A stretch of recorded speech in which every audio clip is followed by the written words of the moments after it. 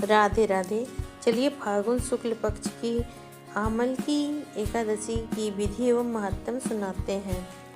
त्रेता युग में एक दिन महान राजा मानधाता ने वशिष्ठ जी से पूछा कि हे द्विजश्रेष्ठ, यदि आपकी मुझ पर कृपा दृष्टि हो तो किसी ऐसे व्रत को बताइए जिसको करने से मेरा कल्याण हो सके। महर्षि वशिष्ठ बोले, हे राजन, मैं तुम्हें व्रतों में उत्तम और अंत में मोक्ष देने वाली आमल की एकादशी के व्रत का वर्णन करता हूँ। यह एकादशी फाल्गुन मास के शुक्ल पक्ष में होती है। इस पवित्र एकादशी व्रत करने से समस्त पाप नष्ट हो जाते हैं। इसका पुण्य 1000 गोदान के बराबर फल के बराबर होता है तथा इस व्रत को करने वाले अंत समय विष्णु लोक को जाते हैं। अब मैं आपसे पौराणिक कथा कहता हूँ, सो ध्यान पूर्वक सुनिए। आमल की एकादशी व्रत की कथा। एक वैदिश नाम के नगर में ब्राह्मण, क्षत्रिय, वैश्य, शूद्र चारों वर्ण आनंद सहित रहते थे। उस नगर में सदैव वेद ध्वनि गूंजा करती थी तथा वहाँ पर दुराचारी और नास्तिक कोई नहीं था। उस नगर में चैत्र रथ नाम का एक चंद्रवंशी राजा राज करता था। वह अत्यंत विद्वान और धार्मिक प्रवृत्ति का था। वहाँ कोई भी व्यक्ति दरिद्र व लोभी नहीं था। सभी नगरवासी विष्णु भक्त थे और एकादशी का व्रत किया करते थे। एक समय फाल्गुन मास के शुक्ल पक्ष की आमल की एकादशी आई। उस दिन राजा, प्रजा तथा बाल वृद्ध सबने हर्ष पूर्वक उस एकादशी का व्रत किया। राजा अपनी प्रजा के साथ मंदिर में जाकर पूर्ण कुंभ स्थापित करके धूप, दीप, नैवेद्य, पंचरत्न आदि से धात्री का पूजन करने लगे। इस प्रकार स्तुति करने लगे, हे धात्री, तुम ब्रह्म स्वरूप हो, तुम ब्रह्मा जी द्वारा उत्पन्न हो और समस्त पापों को नष्ट कर देने वाली हो। तुमको मेरा नमस्कार है। अब तुम मेरा अर्घ स्वीकार करो। तुम श्री रामचंद्र जी द्वारा सम्मानित हो। मैं आपकी प्रार्थना करता हूँ अतः आप मेरे समस्त पापों को हरण कर उस मंदिर में समस्त पापों को हरण करें। उस मंदिर में सबने रात्रि को जागरण किया। रात्रि के समय वहाँ पर एक बहेलिया आया जो अत्यंत पापी और दुराचारी था। भूख और प्यास से अत्यंत व्याकुल हो उस बहेलिया ने इस जागरण को देखने के लिए मंदिर के एक कोने में बैठ गया। विष्णु भगवान तथा एकादशी महात्म्य की कथा सुनने लगा।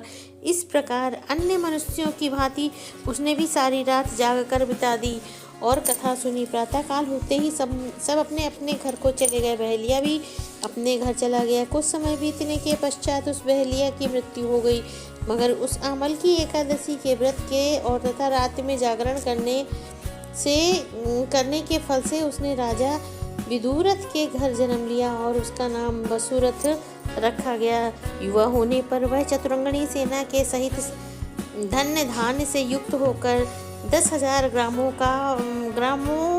का पालन करने लगा। वह तेजों में सूर्य के समान, कांति में चंद्रमा, वीरता में विष्णु और क्षमा में पृथ्वी के समान था। वह अत्यंत धार्मिक, सत्यवादी, कर्मवीर एवं विष्णु भक्त था।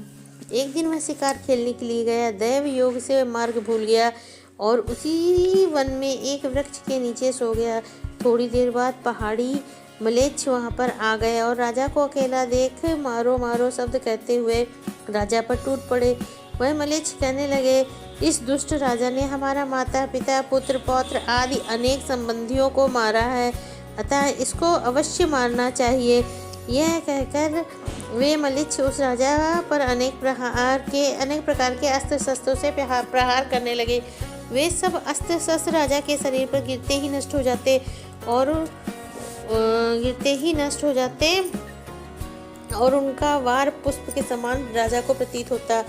अब उन मलेच्छों के अस्त्र शस्त्र उल्टे उन्हीं पर प्रहार करने लगे, जिससे वे मूर्छित होकर गिरने लगे। उसी समय राजा के शरीर से एक दिव्य स्त्री उत्पन्न हुई। वह स्त्री अत्यंत सुंदर होते हुए भी उसकी भ्रुकुटी टेढ़ी थी। उसकी आंखों में लाल लाल अग्नि निकल रही थी, जिससे वह स्वयं महाकाली के समान प्रतीत हो रही थी। वह स्त्री मलेच्छों को मारने दौड़ी और थोड़ी देर में उसने सारे मलेच्छों को काल के गाल में पहुंचा दिया। जब राजा सोकर उठा तो मलेच्छों को मरा हुआ देखकर सोचने लगा, इन शत्रुओं को किसने मारा? वो इस वन में मेरा कौन हितैषी है? राजा ऐसा विचार कर ही रहा था कि आकाशवाणी हुई, हे राजा, इस संसार में विष्णु भगवान के अतिरिक्त कौन तेरी रक्षा कर सकता है। उस आकाशवाणी को सुनकर राजा अपने राज्य में आ गया और सुखपूर्वक राज्य करने लगा। महर्षि से वशिष्ठ बोले, हे राजन, यह आमलकी एकादशी के व्रत के प्रभाव ही था। जो मनुष्य इस आमलकी एकादशी का व्रत करते हैं वह प्रत्येक कार्य में सफल होते हैं और अंत में विष्णु लोक को जाते हैं। श्रीमन नारायण नारायण नारायण। बोलिए राधे राधे।